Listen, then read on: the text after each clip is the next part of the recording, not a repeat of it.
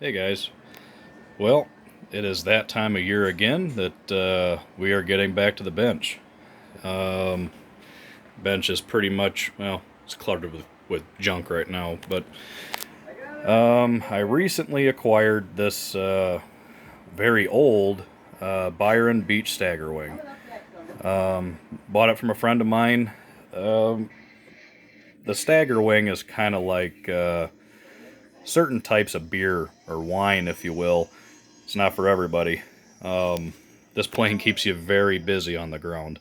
Kind of a stubby airplane, very narrow gear stance. Um, I love it. So, when I got it, this is pretty much original. So you can see when you get kind of close, the paint is faded. It's dirty. I was debating on doing a complete restoration on it, but I don't think I'm gonna, because I like the fact that it looks old. It was built in '93, flew pretty steadily from what I understand until about 2003-ish. Then the original builder got out of flying, and it sat on top of his barn for years, up until last winter, when it was purchased by a good friend of mine. And he flew it a few times this season, and just did not take to the airplane very well. Was not his style, which it's kind of like flying a GB in a way. It's once it's in the air, it flies fantastic, but getting it in the air and back on the ground can be a chore. So once again, you can see that the paint has stains on it, and it's, kind of crusty looking, but I like it. So one thing that, well, a couple things that I've done. Oops, I just ran into something. On its last flight, it was landed very hard. And get this prop out of my way here. You can kind of see how this landing gear system works. There's no actual retracts per se in the airplane. Probably kind of hard to see up in there. But you can see there's just a cylinder that actuates just, tubes that are bent and all sorts of goodies, so you can kind of see how it works when I do it like this. So on the last flight, all this was just bent and it was bad. So I'm hoping it's going to hold up, because once you bend any kind of metal and bring it back, it's going to be softer. And this gear has been bent several times.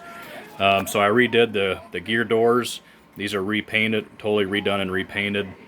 The paint matches if you look at it from a quarter mile away. But the only other thing that I really did on it as far as repair, and through the camera it's probably not extremely noticeable, but believe me, it's noticeable. You can see a line right here. This wingtip got crunched pretty good. Basically, it came down on a wingtip and kind of the whole tip kind of folded up, so it broke it and creased it in several spots.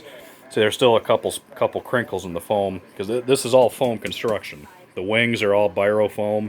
They're special injection molded foam, fiberglass fuselage.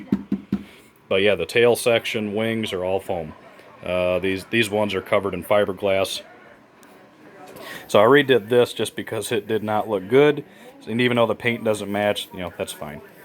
That's fine. It originally flew with a Quadra 35. Then, just before I got it, it was flown with a DLE 40 twin, which was just a beautiful engine for this airplane. But I did not get the engine in the deal, which is okay, because I ended up putting in my old Zenoa 45, which fits in there pretty nice. Got a generous opening in the bottom. I did have to put about 10 ounces into the tail cone. I really haven't balanced it. As you all know, I don't balance airplanes per se. I just kind of pick them up and see how they feel. And I wanted some more weight in the tail anyway.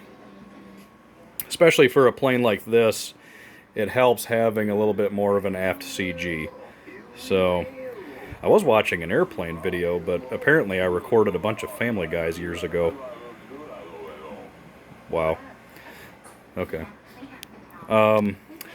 Anyways, where was I? So I think it should be set up pretty well. It's kind of heavy, but I'm going to be flying this on my new FreeSky X20. Let's get this sucker booted up. Welcome to Ethos. You can put your own picture of your airplane in there, but I'm too lazy for that stuff. All this technology crap. Ugh. Okay, so now that we're on, this is one of the things I really like about this transmitter. You have real-time RSSI, which is your signal strength, and I have my receiver voltage, and of course a timer up top. All customizable, of course.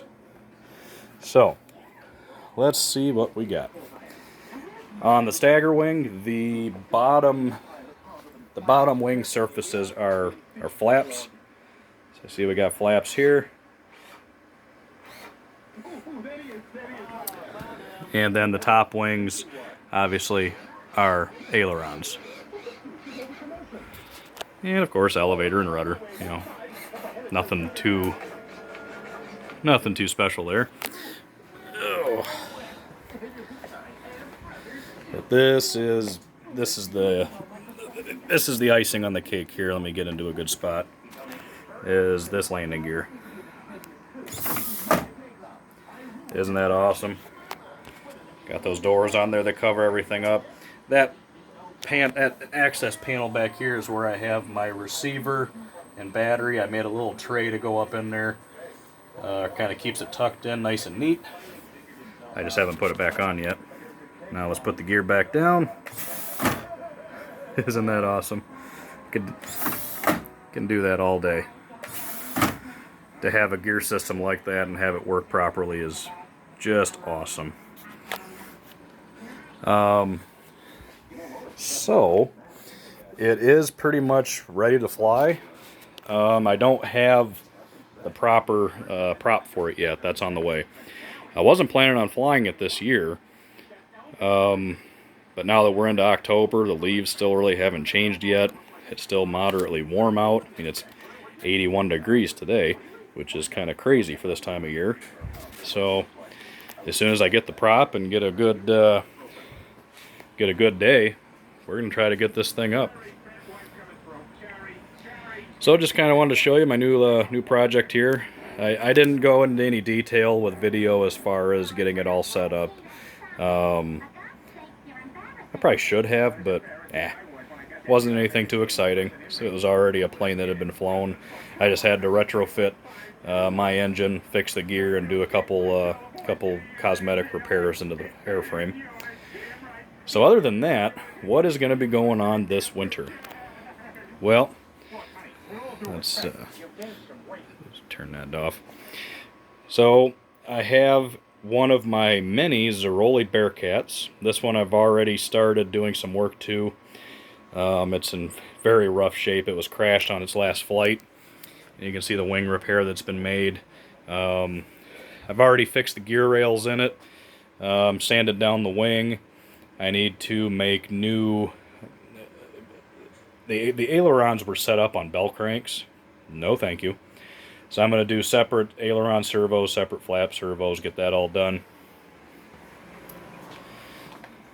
And the fuselage I haven't done anything to yet. It still has to be sanded down. Lots of work to be done, even though it's a solid airplane. But there's a lot of, I wouldn't say design flaws, but there's a lot of things that need to be redone inside that airplane to make it safe to fly. And this is kind of, you'll find this kind of funny. Boy, look at all the colors in that bad boy.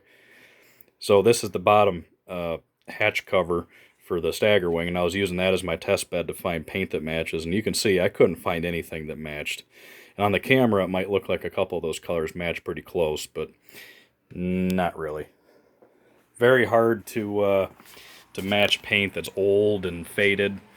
I'm 99.999% sure that this was painted with KMB Super Epoxy, just because of how it aged.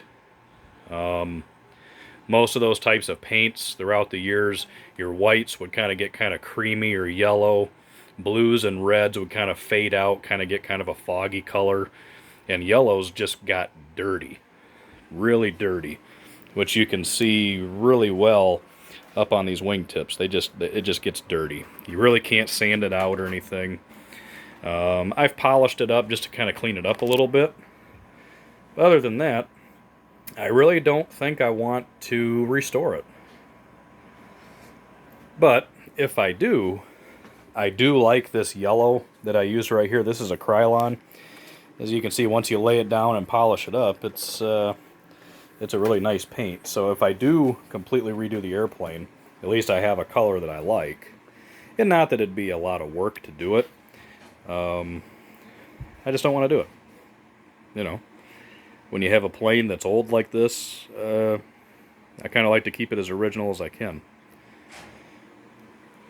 So, that is where we're at. If we get some good weather and I get my prop, we'll get this bad boy in the air.